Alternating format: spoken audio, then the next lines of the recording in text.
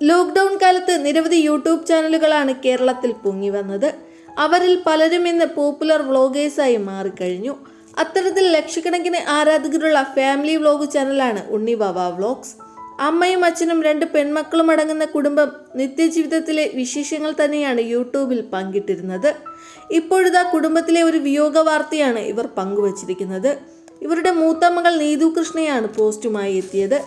ഇക്കഴിഞ്ഞ 15-ന് തിരുവോണ ദിവസം തങ്ങളുടെ അച്ഛൻ വിട പറഞ്ഞു എന്ന വേദനാജനകമായ വാർത്തയാണ് നീതു പങ്കിട്ടിരിക്കുന്നത്. അച്ഛനൊപ്പമുള്ള ഒരു പിടി ചിത്രങ്ങളും നീതു പങ്കുവയ്ക്കുകയുണ്ടായി.